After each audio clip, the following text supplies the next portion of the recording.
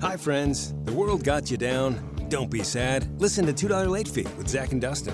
$2 Late Fee is the podcast that celebrates the best decade of entertainment, the 1980s. We pick a movie and soundtrack from our youth that we loved and see if it holds up today.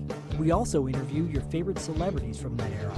All in the spirit of positivity and togetherness. Check us out at $2latefee.com.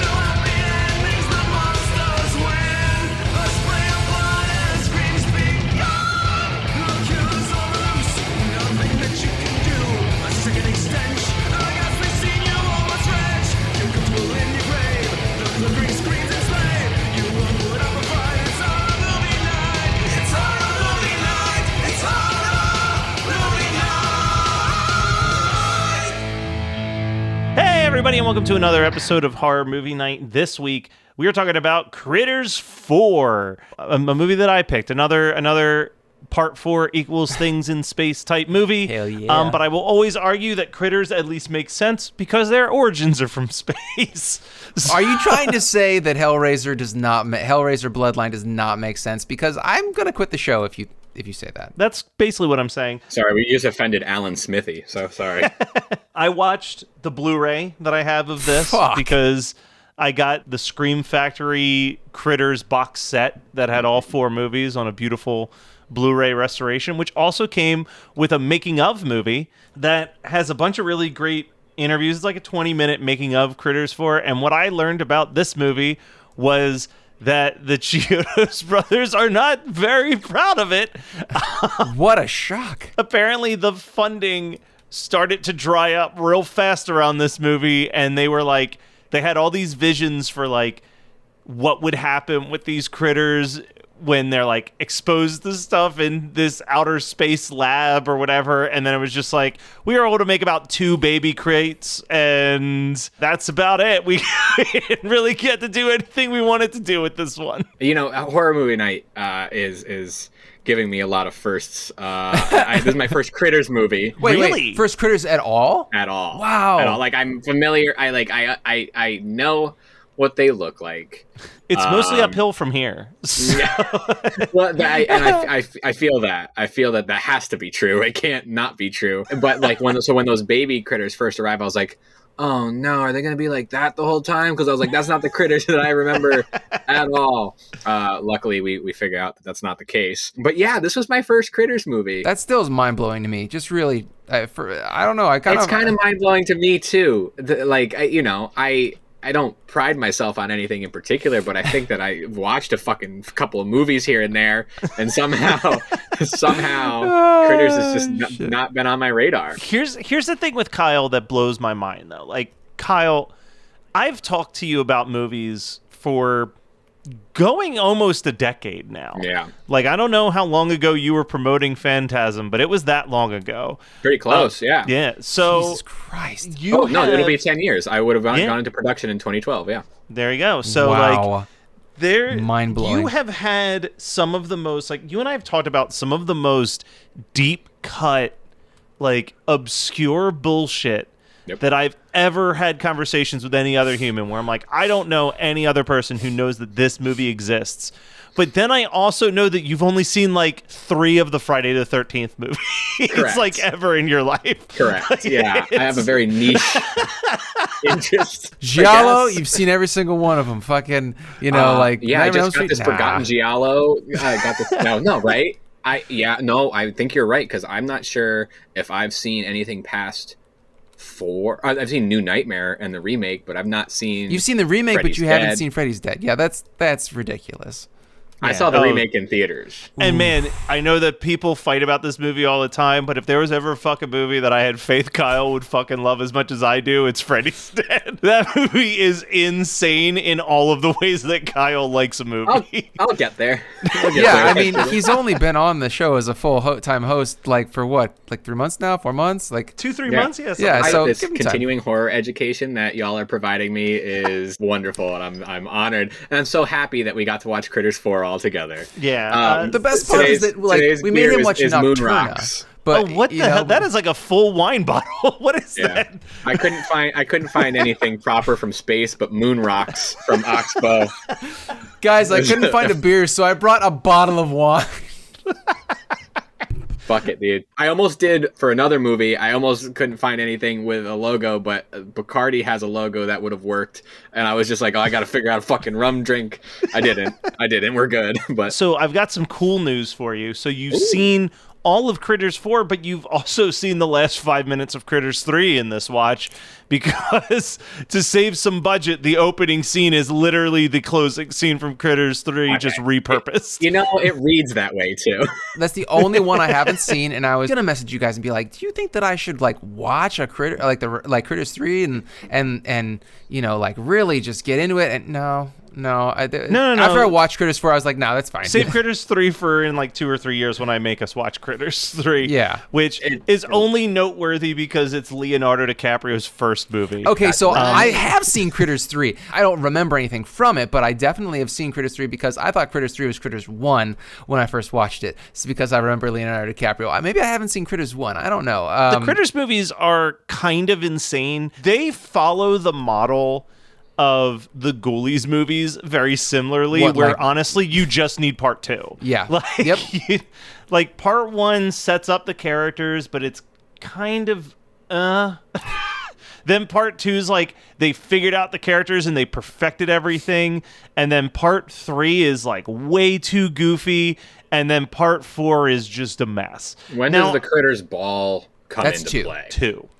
Which is arguably one of the best 2s out there. In my opinion, it's up there with Slumber Party Massacre 2. I've had this conversation with my buddy Mario multiple times, and I think I've mentioned it to Matt too, where there is this kind of vein that goes through a lot of the 80s horror movies in particular, where the second one in a franchise is the best. Like Nightmare on Elm Street is a misnomer, but think about it.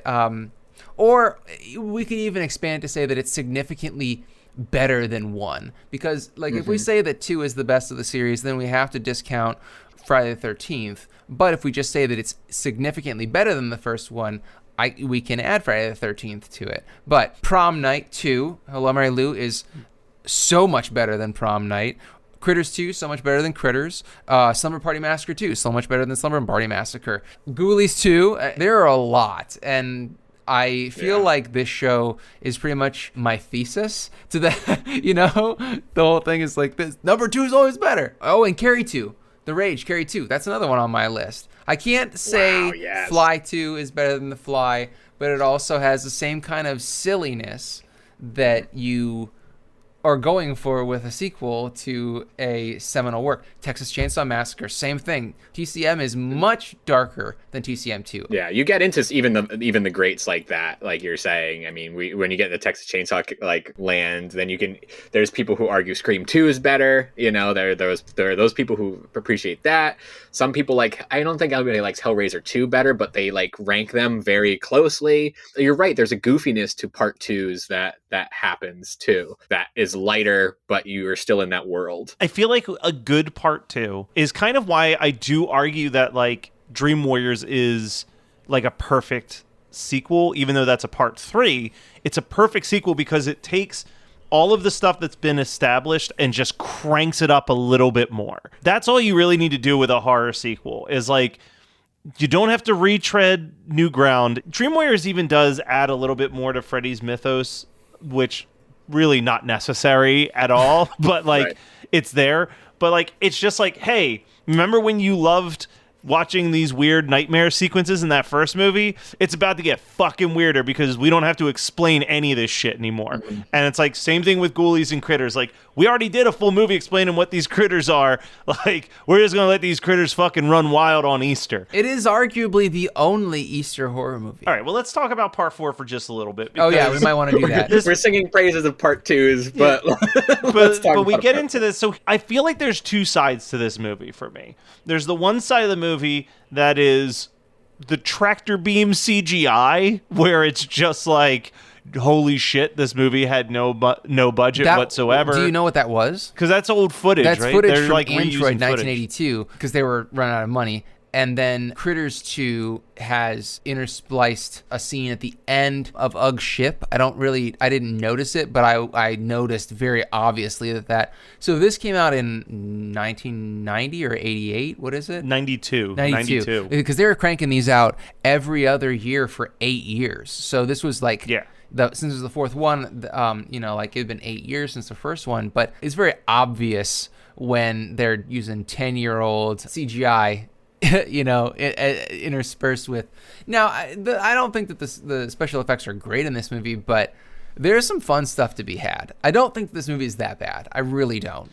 No, I think it's a perfectly fine movie, but it's definitely nowhere near the other movies in quality. I used to hate this movie a lot more than I hate it now, because I actually think that some of the ways that people die in this movie are way more horrifying than they've ever felt in any of the other Critters movies. And that's what I was going to get to, is like the character of Rick, he dies and it's like, it's very goofy. Crate in the mouth? Yeah, like a crate jumps into his mouth, and it's kind of comical that he's just got this critter in his mouth. With little kicking feet. Then it's with the little kicking feet, like it's comical, but then it's also like you're seeing the critter from the inside of his mouth just chewing apart at his innards inside of his mouth for certain it's a shots. bad way to go. And eyes are bulging out as he's like reaching out for help, like desperately. Like it's this weird juxtaposition of something very comedic being taken so seriously that it actually is slightly unsettling. Yeah. Well, you also know that it's a terrible way to go, because the Krites taste awful. Yes. It's like dying with a disgusting sewer rat in your mouth. It's just a terrible way to go. Also, that kill reminded me very much of the kill in Phantasm 2 when a guy gets one of the orbs in his mouth. And then it goes through his body and comes out his back. You remember that scene? Yeah, and another movie to add to your thesis. Yeah, that's up there. That's a crown jewel in the thesis. Wow. Also, Eric Daray, I want to say that's how his name is pronounced. I'm pretty sure that none of us will get it right, though, so I'm just going to take the L on that. Do it. But he was just in Silent Night, Deadly Night 3. Yes, he was. So, yeah, same haircut. Same fucking haircut. One of my favorite moments that he does is when he's taking all of the medication from the pharmacy. Oh, the candy raid? And there's absolutely a tray of ibuprofen that he throws into, like, it is that maroon-ish dye that is only on ibuprofen, and there's a tray of it that he throws into his drug bag. And it's looked like that for 30 years. Yeah. And then I think it was his death that after they find him, they find the footprints from the critters, and they go, still wet footprints. I was like, yeah, dude, we all know that it just happened. Like, of course the footprints are, like, they're like, oh, a clue, still wet. Motherfuckers, you were just talking to him. Like, you just told him to get out of there. They are not detectives, okay? Time and space is so weird. We are literally closer right now to 2045 than to 1992. Yeah. And if that was 2045, that we got fucking big problems, man. It's fucked up. The feet on the wall is like one of the things that I have remembered about this movie from the very first time I watched it. Because honestly, the way that I watched the Critters movies for years before I actually like bought them was that they played on Sci-Fi Network constantly.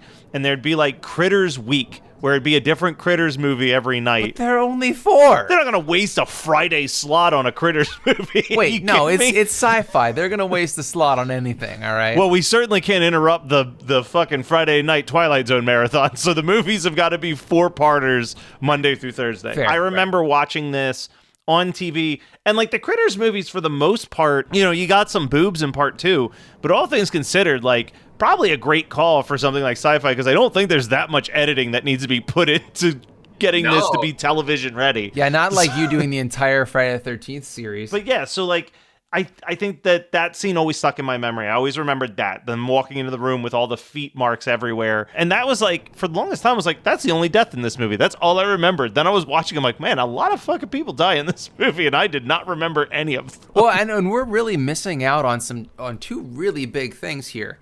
Brad Dourif and Angela fucking Bassett are in this movie. Like, Yep. How did they pay for their salaries? How did they pay for Angela Bassett? Because they didn't pay the Chiodos brothers for special effects. Yeah, okay, all right. We have to kind of flesh out I don't want to say plot, but kind of like the subplot, because the plot is literally just Kreitz on a spaceship, you know? But there's this subplot where the galactic there's the FBI bounty or hunters whatever. group that like Charlie's a part of, right? And Charlie's kind of your one through line throughout all these movies is Charlie and Ugg. Charlie in the first movies, the town drunk, but he finds a new lease on life by hunting Kreitz. Yeah. Right? So part 3 does end with there being the 2 last eggs and him getting ready to destroy them and finally end this. And that's when he's told, you know, hey, as much as we're bounty hunters, we cannot cause the extinction of a creature. So we're going to take these 2 eggs and, you know, you're going to be basically frozen with them and they'll live in some cryosphere in space or whatever. They get intercepted by a spaceship of a bunch of just like, I don't know, fucking space pirates. I don't know what the hell they're up to. Yeah, let's just call them space pirates. It's close enough. Space pirates. Space pirates pull them in. And Charlie finds out that 50 years have passed, takes this in stride. Really no emotional beats to be seen on that whole thing. Well, the great line that bridges that, because there is no emotional beat, but he just goes, "Oh, I'm in space, aren't I?" He does seem upset, but he's like, if that's the answer, then I don't need any other explanation. I just need to know I'm in there we space. go. But then the other thing that we find is, while Charlie has been in his cryo status or whatever for 50 years, Ugg has kind of turned evil, which is a really weird twist to just suddenly be like, hey, this character that you all know and love from the first 3 movies, yeah, he's a fucking asshole now. And then, yeah, it basically just turns into this bounty hunters don't... It's basically the plot of all of the Alien movies. Like, someone in charge doesn't want to kill the creature. They want the creature to stay alive. And the people who are being killed by the creature are like, no, we got to kill the creature. Yeah. Well, so they're also trying to mutate. So there's this like shadow organization. That's why I'm saying like the space FBI or whatever. But there's this shadow organization that has these plans to mutate a creature so that they can drop it on a planet and it will clear a planet of all life or something like that, so that they can, like, I don't know, have the planet to themselves. It was very convoluted. And is that Boglin looking thing? Yeah. Okay. Well, it's it's kind of special the effects. one. Yeah. Well, isn't that kind of like the premise Of Alien? Premise for the lack of a term, Well, but like it's the isn't that premise like of what's going on with Prometheus. like with Piranha? You know what I mean? Like in Piranha, it wasn't like the whole thing like, oh, these piranhas were genetically engineered to be extra hungry for like World War II, that we could send them into like whoever's water supply and it would deplete the food and the whatever. Like, there's always some stupid thing. The way that they try to turn creatures into weaponized things in movies is always so fucking convoluted. You know, it's so true. And goddamn, it reminded me of this movie that we had to watch when we were doing Reddit Horror Club that I just hated so much. Do you remember Revenant? Yes, I forget. I remember nothing about it, but I know that we watched it. That was the same plot. Was that they were like, oh well, and I feel like that was the same plot in fucking Return of the Living Dead. Was that the army was, oh, we'll just have, or maybe it was, oh no, it was Return of the Living Dead 3, where they were putting like the mech suits on them or whatever, like those exoskeleton suits, and they're like, oh, we'll just drop zombies into the enemy territory. They'll just eat their way through our enemies. It's such a stupid fucking concept, and that's like the sleeper version of It Was Only a Dream, but that's almost like too on the nose to say, you know, but it's like the backup. If you can't come up with a reason for people doing dumb shit in your movie, and you're like, man, It Was Only a Dream it's just too overplayed. let's have this be a bioweapon. And then they're like, fucking, here's $50,000, make your movie. You know, it's ridiculous. Right. It does feel like an easy go-to for an explanation. You're absolutely right. It's very easy to just be like, oh, a greater power in the world is trying to use it for evil or for power or whatever. And it's just like, oh, okay, well, isn't fucking everything? Isn't everybody? Like, can we do something more creative? No, we can't when we got Critters. Not Critters 4. I watched this movie probably at least 2 weeks ago. So I don't remember why I have the quote, "You're not my father" in all caps, but I guess that's a quote that happens at some point in this movie. Yeah. But I want to show... Here, I'll show this to you guys because this blew my mind. And this has nothing to do with the movie Critters 4 per se. But I don't know if we want to say give an applause or what. But the wiki plot summary is 15 paragraphs long. For Critters 4? Plot summary for Critters 4. Why did I even watch the movie then? Why did we do this? What was the point? How long, I can how long read is the that Critters... in less time than it takes to... Yeah. Do you think all the Critters Critters movies plot? Let me see. Let me see like if that? Let me check. Let me check to see if. Well, while Matt does Critters that, I gotta tell you guys 3... that Critters 3 and Critters 4 were filmed simultaneously, which is kind of mind blowing and hilarious. No shit. Critters 3 was 1 paragraph. And that's the one with Leo Dico? Come on. Critters 2, 3 paragraphs. So I was like, Critters 4 may have taken more paragraphs than all 3 of these films combined. That's bizarre. Let's see, and Do you really? 5 paragraphs for Critters, the original. So yeah, someone wrote 15 paragraphs on Critters 4, while Critters 1 through 3 could be summarized in That's 8. 8 or 9 paragraphs. Yeah. 5, 1, 3. That's fucked up. Justice for Critters 2.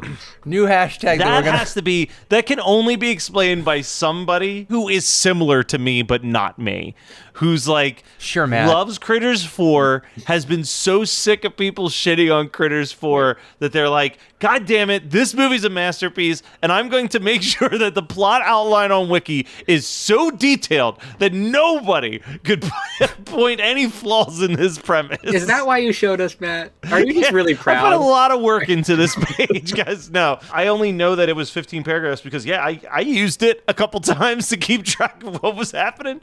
Like, there are some big jumps and gaps that sort of happen. I missed the part where they just ended up in that new area where they spend the rest of the movie, and I was like, "Where the fuck are we?" And then they shoot the same hallway for the last half hour of the movie, just in different angles as people run through the hallway, and I'm like Critters 4 might trick you into thinking it's a movie that you could passively watch and do other stuff, but man, you miss one line or one transitional scene and you're like, how the fuck did we get here? Yeah. Truly. It was all those things happen very quickly and with no hand holding. They just drop you in the fucking pond, dude. So, you know what? I salute whoever made that wiki page. Great work. Thank you, and thank you. I don't know. This is outrageous. I wrote down best space sequel at one point, but it's also my second note, so I think I was real early into putting my cards on the table there. That is so on brand for you. But I'm like, it's still better than Leprechaun in Space. I would watch Critters 4 over Leprechaun in Space. No, but I just you like your Hellraiser 4, but even you only like it for the period piece portion of that movie. Oh yeah. Now I just have to rewind for a second. And also, Jason X sucks. I'll say it. Yeah. Oh, yeah. And if anybody picks that as their double feature, they're booted off the show until next week. Here's the thing that I need to point out about Matt Kelly is Matt Kelly being like, "Oh, my second note was saying I'm in love with this movie." That's Matt dating. Yep. Second text message. I know that it's love. My second note is Brad Dourif looks like he's in a prog rock band. So if that's, I think we've said all we can say about. I think that we did more than 15 paragraphs worth of work on Critters 4. Hey, do you have an idea for a podcast but don't know where to start? Or do you have an already existing podcast that you want to take to the next level? Well, check out WeKnowPodcasting.com. From concept development to theme music to editing to logos, WeKnowPodcasting.com is a one-stop shop for all things pod. Don't hesitate to hit us up. We're very nice. So Matt, why don't you tell us what your double feature would be with Critters 4? So I have no memory on if this is a good movie or a bad movie. But it is a movie that I know I've watched because it's a movie that I passed the box art constantly at Blockbuster and was like, I am going to rent this.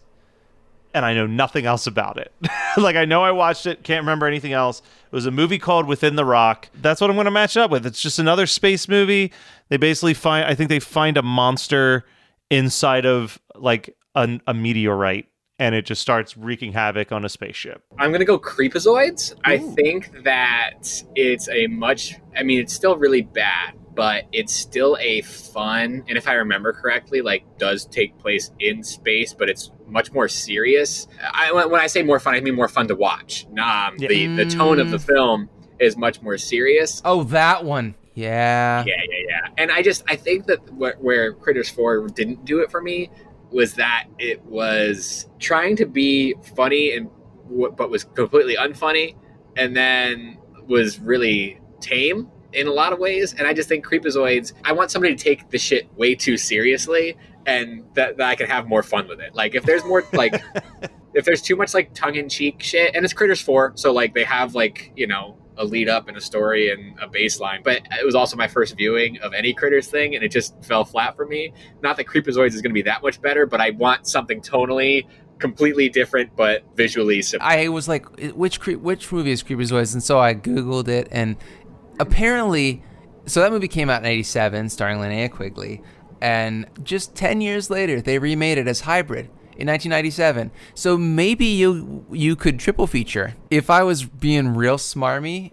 being real shit, I would be like, let's watch Vicious Lips again. I was thinking you might say that, yeah. Dude. I was thinking that, yeah, fuck. But if we have to go with another movie that starts with V and I that isn't Vicious Lips, I would go with Virus, which is also a movie on a spaceship, and it has a shitload of special effects, which we're missing from Critters 4. So that might salvage the evening a little bit. With Jamie Lee Curtis? Yeah. It's not. I have the novelization in Horror Finds. Oh, hey, everybody, go check out Horror Finds in Etsy, and you can buy the novelization of Virus. Virus? Yeah.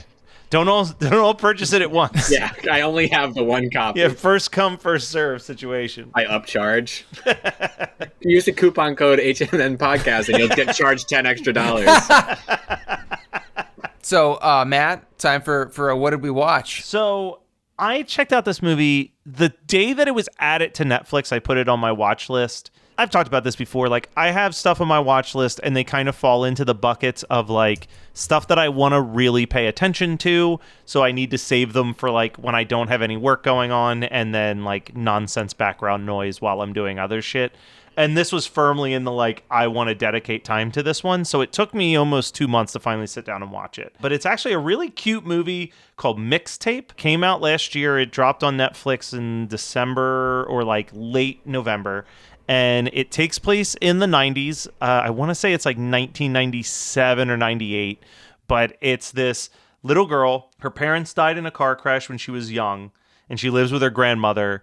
And her grandmother kind of keeps a lot of the stuff about her parents kind of secret from her. This girl's like in 7th grade, we'll say. And she's in the basement and she finds a mixtape that her parents made. And she puts the mixtape in her Walkman and it eats the tape. But she has the track list. So it's her going on an adventure to track down all of the songs that are on the mixtape so she can rebuild it and like learn more about her parents through it. And it's very funny, very sweet, very charming. Clearly a super low budget movie. Like, it's starring one of the actresses from Modern Family, plays the grandmother. But beyond that, the only other name that I knew was Nick Thune, who's a comedian, plays the record store owner who like builds a nice relationship with her. But very like punk rock soundtrack. Like, the parents are definitely depicted as like people who would have went to like CBGBs. So it's like songs by like the Stooges that she's trying to track down, or like rare Knack singles and stuff like that. Definitely really fun, great soundtrack, really sweet. So I'll go next, and I want to just do. So I mean, I have two quick things to talk about, and I will make them both short. So, Witcher season 2, I finished it. It's just so fun to watch. I don't think it was as satisfying in the end as season 1, just because I like spectacle, and I felt like there was a little bit more talking. So it felt in the season itself, but specifically the last 2 episodes, and there's more espionage in it and shit that felt too Game of Thrones for me. And everybody knows I'm not a Game of Thrones guy, but I definitely fucking love the monsters in Witcher. It was worth the watch. I'm ready for season 3, obviously. Good time. That's no revelation, but something that I wanted to mention that may be a surprise to people, they may not have noticed it, kind of flew under the radar a little bit, was this very interesting concept that Shudder released, which is called The Runner. Do you guys know about this? Carly was just listening to Boy Harsher upstairs. Okay. If anybody could somehow hear it. But I have not watched it yet, but I'm very eager to. And I'm eager to hear what you think. I feel like it's a very Kyle project. Now, for the uninitiated, it's a short film long music video. That's really the only way to explain it. And it's basically a compilation of 4 or 5 music videos, I want to say, from Boy Harsher, and a story of a murderous young woman. It's a pretty cool concept. I thought that it was very ballsy. I don't know if Shudder bankrolled it or if they just picked it up after it was bankrolled, but I love when Shudder takes chances like that, and I feel like Shudder takes more chances like that than pretty much any other streaming service right now. I mean, of the ones that I know, because it's already a niche, like a genre-based streaming service, and they're putting their money behind something that is really out of the norm, which I love, because like how many people are out there, or how many services are out there like, yeah, we're gonna like sponsor at least, or have an exclusive 38-minute music video compilation. Right. It was very refreshing. Obviously, it's more about the music and visuals than there's no plot. Like it's supposed to make you feel. It's not supposed to make you think. I went along for the ride, and I'm not necessarily going to go out and become the biggest Boy Harsher fan. I just thought that it was such a cool concept, and it looks beautiful as well. Yeah. Well, that's the thing that Shudder does too, is like, you're absolutely right. Like, they are willing to do that, and then most of their audience is willing to watch it. Like, somebody, like, there's a viewer and producer or distributor trust that Shudder has cultivated, Mm-hmm. Like, and even if it's not all hits, I think when it's like things like the Creep Show, or they did the Behind the Monsters, it's like people are at least willing to take a chance on that stuff, even if it doesn't land for them. And I think that, like, and the Boy Harsher thing is obviously it's a one-off, so people are probably more willing to take a chance on that. And it was less than an hour long, so it's like very, right. And it's a very low stress kind of thing. It's not like a full movie. There's a 3.5 hour documentary that I really want to watch on Shudder, but it's like I can't dedicate that time right now, And so it's gonna sit in my queue for about 3 months. But that's the other side of the coin, is that I think Shudder is really, you're absolutely right about the fact that Shudder and the viewer have like a contract, and there's trust there, and that's just what makes the service great. If I don't watch anything on Shudder for 2 months, I don't feel bad, because I still feel like my money is going towards a good cause. It's still a donation, It's like, oh, I didn't spend I didn't watch $7 worth of content on Shudder this month. I'm not upset about it. Kyle, how about you? What did you watch or check out? Rewatched after many, many years, 16 Candles. So Carly had not seen 16 Candles ever. Nice. And so we do this little thing, like I put sort of a pick from a hat situation, and I put a bunch of directors in it. I use this app called CLZ Movies. It's a paid app, but it's a great thing for anybody who has a large library, particularly a physical library, because then when I'm out and about, I can reference it and see like what I have, and make sure I don't have it again or buy it again or whatever. So she picked John Hughes the other day, and we've realized that she only saw Breakfast Club in her John Hughes viewing frame. Everybody has one, I think. Everybody everybody stops the world and melts with John Hughes at some point to watch all those movies. And I thought that I had seen 16 Candles many more times than I have. And I think that if I were to like rank the high school like Brat Pack shit, like I watched Breakfast Club a lot more than I watched Weird Science, which I watched a lot more than 16 Candles. It was great. Like it's very fun. It's paced really well. It feels like some of those like 80s teen novels, like young adult novels. Like John Hughes writes a female character from that time period pretty well. Like it doesn't seem out of the realm, you know, like for him to have like written that. Again, I'm not from, I didn't go to high school in the 80s, but at the same time, like it fictionalizes, but also evokes like a really solid emotion. I feel like that's the chicken and the egg, though. You know, is like, was 80s high school really like a John Hughes movie, or is John Hughes the architect of what we culturally believe 80s high school is like? Absolutely. Here's the thing, that if I understand this correctly, and I could be completely wrong about this, right? But first of all, 16 Candles was his directorial debut, which is insane. Yeah. But I believe his intentions was for Breakfast Club to be his directorial debut. And then he had a real like muse type thing with Molly Ringwald, where I believe that I think the way I understood it was that she came in to audition for Breakfast Club and he wanted her for that role. And they're like, she's not a name. And he essentially was like, I am going to make her famous in 1 year so that you will let her be in the, like, essentially I feel like what I'm trying to say is that I feel like 16 Candles was not only his directorial debut, but like something he threw together very quickly in order to get to do the way he wanted to do Breakfast Club, which makes it all the amount of output that he did in the very short period that he was like actively making films is unbelievable. 16 Candles, Breakfast Club, Weird Science, Ferris Bueller's Day Off, Planes, Trains, and Automobiles, She's Having a Baby, Uncle Buck, and Curly Sue. That's it. Wow. Those are the only things that he directed, but like, wow. And then he also went on to write National Lampoon Vacation. He wrote Mr. Mom. He wrote Pretty in Pink. He wrote Some Kind of Wonderful. He wrote The Great Outdoors. He wrote Christmas Vacation. He wrote Home Alone. And he wrote Beethoven. And then after that, like, I think I've talked about this before, John Candy dies. He decides he's never going to work in Hollywood again. Right. He still gets, like, writer's credit for stuff like Home Alone 2 because it's characters based on the characters of, based on the whatever of.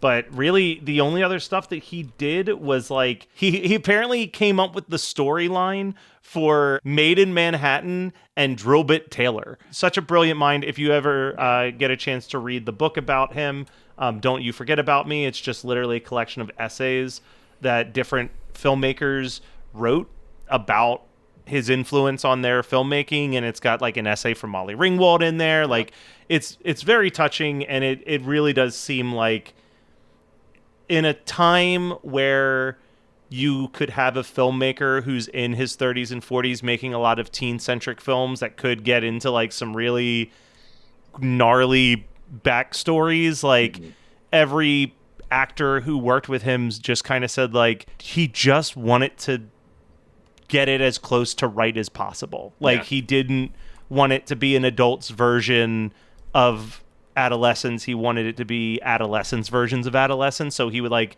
let them in the writer's room essentially to help guide their characters and help like make it feel authentic, which is that's amazing. I mean, that goes a long way to emphasize the importance of collaboration and that stuff. Like it's vision, it's John Hughes' vision, but to allow that collaboration and to allow that guidance from the people that you're working with and the output in which he's doing that too. Like there was not a miss really on that list that you listed of films that he wrote, directed, or both. There's no misses from that. It's just, it was cool. It was cool to watch it as his directorial debut. You know, we picked the director at random and then we picked the movie at random, and it was really cool that happens to be the first one that we pick. Carly and I we really enjoyed it. I didn't remember like the story really. I didn't, so it's cool to go back into it. It's a wild PG. You know what I mean? Yeah. Like you got that boobs was in the the- beginning, you got Yeah. fuck in the beginning. You got hard F-bombs, both fuck and the other one, and just like Yeah, if you're like hanging out with your kids and you're like, hey, let's put on this PG 16 candles. Let's not. Maybe pump the Don't. brakes. Yeah, let's don't do that. suggestion is don't. A lot of fun though. That was Critters 4 from 1992, as picked by me. Next week, we'll be back with even more picks, so come check that shit out. Bye.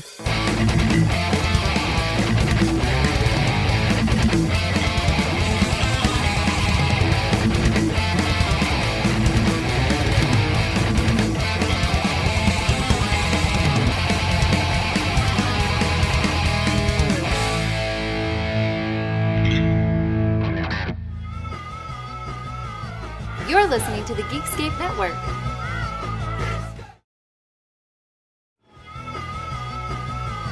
You're listening to the Geekscape Network.